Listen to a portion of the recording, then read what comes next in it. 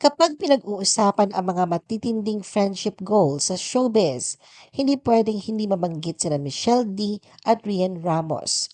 Ngunit sa kabila ng magandang imahe ng kanilang pagkakaibigan, isang krimen ang tila sisira sa hinahangaang mabuting pagkakaibigan ng dalawa. The Philippine Showbiz List presents buong detalye sa pagkakaibigan at pabubugbog daw nina Michelle D. at Rian Ramos. Michelle and Rian moved in together. Opisyal na nagsama sa iisang bahay sina Michelle at Rian noong 2022.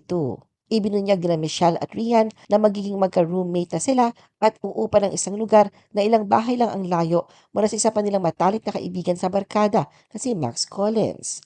Ayon kay Rian, kahit naging abala at stressful ang proseso ng paglipat, mas naging madali naman ngayon ang pag-meet up nila kasama ang kanilang mga besties na sina Max at influencer na si Janina Manipol. Bukod sa pagiging magka-roommate, sabay rin sila Michelle at Rian sa pag-workout para manatiling fit at healthy. Hindi rin pahuhuli sila Michelle at Rian pagdating sa fashion goals. Rian supported Michelle throughout her Miss Universe Philippines journey. Hindi matatawaran naging suporta ni Rian sa mga pangarap ni Michelle dahil palagi siyang handang maglaan ng oras at effort para sa kanyang matalik na kaibigan. Mula sa simpleng paghawak ng payong upang masilungan si Michelle sa mga beach shoot hanggang sa pagsabay sa pag-workout upang manatili itong motivated at nasa maayos na pangangatawan, ipinakita ni Rian ang kanyang walang sawang suporta sa paghahanda ni Michelle para sa Miss Universe Philippines 2022. Nang manalo si Michelle sa Miss Universe Philippines 2023, hindi napigilan ni Rian ang kanyang emosyon at napaluha sa labis na tuwa para sa tagumpay ng kanyang kaibigan. Nagpatuloy pa kanyang suporta matapos ang coronation nang magbahagi siya ng isang video montage sa social media na nagpapakita ng panalo ni Michelle kalakip ang isang taus-pusong mensahe ng pagmamahal at pagpapahalaga bilang pamilya. Michelle and Rian call each other honey and wifey. Ibinahagi ni Rian na tinatawag din ng kanyang kaibigang si Michelle ang isa't isa gamit ang mga sweet na endearments tulad ng honey at wifey. Gayunpaman, tinawanan lamang ni Rian ang mga aligasyong may namamagitan sa kanila bilang magkasintahan at nilinaw na sila ay matatalik na magkaibigan at magka-roommate sa loob ng mahigit 2 taon. Samantalang inamin ni Michelle na siya ay bisexual, ngunit sa kabila nito, iginiit ni Rian na malinaw at walang kalituhan ang kanilang relasyon bilang magkaibigan lamang. Habang tumatagal, biro ni Rian dahil sa kanilang setup ay minsan ay napagkakamalan silang couple ng iba, kahit malinaw na pagkakaibigan ang namamagitan sa kanila. Michelle and Rian's secret to a long-lasting friendship. Sa isang interview noong 2024 kasama isang pa nilang matalik na kaibigan na si Max, naging masaya at playful sina Rian at Michelle habang ikinikwento ang kanilang buhay bilang magka-housemate. Ibinahagi nila ang ilang nakakatawang detalye tungkol sa kanilang setup sa bahay, kabilang na kung paano nila hinahati ang mga responsibilidad. Pagdating sa usaping pinansyal, sinabi rin nila na bukas at patas sila sa isa't isa. May mga pagkakataong nagpapalitan sila ng pagbabayad ng renta depende sa kanilang na pagkakasunduan. May mga buwang si Rian ang sumasagot at may mga panahong si Michelle naman at hindi nila ito itinuturing na utang kundi bahagi lamang ng kanilang pagbibigayan bilang magkaibigan. Michelle and Rian denied driver's alleged illegal detention claim. Itinanggi ng kampo nina Michelle at Rian ang mga aligasyon ng illegal detention kasunod ng ulat na may isinampa umano na reklamo laban sa kanila sa National Bureau of Investigation. Sa isang pahayag na inilabas sa pamamagitan ng kanilang legal counsel, sinabi ng kampo na hindi pa natanggap nila Michelle at Rian ang kopya ng reklamo at magbibigay lamang sila ng formal na sagot kapag naipasa na sa kanila ang dokumento. Binatikos din sa pahayag ang mga akusasyon na may naganap na illegal detention at ipinaliwanag na ang nagreklamo ay isang residente ng condominium at dati ring driver ni Rian.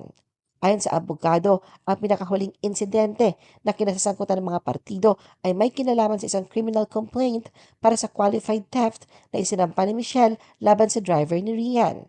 Inamin umano ng driver ang aligasyon at ibinalik ang ilan sa mga nasabing items. Subalit napansin ni Michelle na kulang ang ibinalik na larawan, kaya humingi siya ng tulong sa kanyang bodyguard.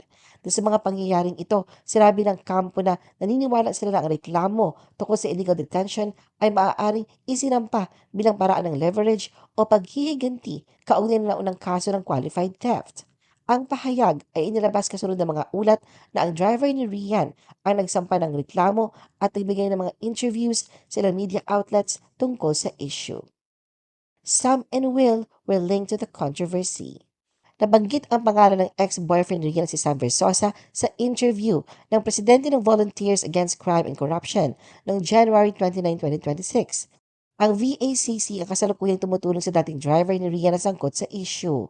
Ayon sa mga pahayag, nagalit umano si Rian sa kanyang dating driver na sa parata na nagbibigay ito ng impormasyon kay Sam matapos ang kanilang paghihiwalay bago matapos ang 2025. Ibinahagi rin ng presidente ang ilang detalye hinggil sa umano'y komunikasyon ng driver kay Sam kung saan inilarawan si Sam bilang maayos at mabait. Dagdag pa ng presidente, labis umanong naapektuhan si Sam sa naging hiwalayan nila ni Rian at ipinakita nito ang matinding emosyonal na paghihirap matapos ang kanilang relasyon. Samantala, sinabi rin ng presidente na may napapabalitang bagong taong inuugnay kay Rian, isang vlogger na umano'y dumaan sa karamdaman na sinasabing pumalit kay Sam sa kanyang buhay pag-ibig. Dahil sa paglalarawang ito, nadawit sa usapin ang Filipino-American vlogger na si Will Dasovich matapos mapansing tumutugma ang mga detalye sa kanyang pagkatao. Michelle was allegedly in Iloilo during the incident. Samantala na magtungo ang dating driver ni Rian sa tanggapan ng National Bureau of Investigation, isinalaysay niya ang umano'y mga ginawa ni Rian habang siya raw ay sinasaktan ni Michelle. Gayunpaman, may mga sektor na naglalabas ng pagdududa sa testimonya at kredibilidad ng dating driver. Ayon sa ilang ulat, pinaniniwalaang may ebidensya magpapatunay na nasa Iloilo City si Michelle noong January 17, 2026, ang petsang itinuro ng dating driver bilang araw ng umano'y pagkulong at pananakit sa kanya sa condominium unit na pag-aari ni Rian. Sa nasabing petsa, nagtanghal umano si Michelle sa coronation night ng Miss Iloilo 2026 dahilan upang igiit ng ilan na imposibleng naroon siya sa lugar kung saan sinasabing naganap ang insidente.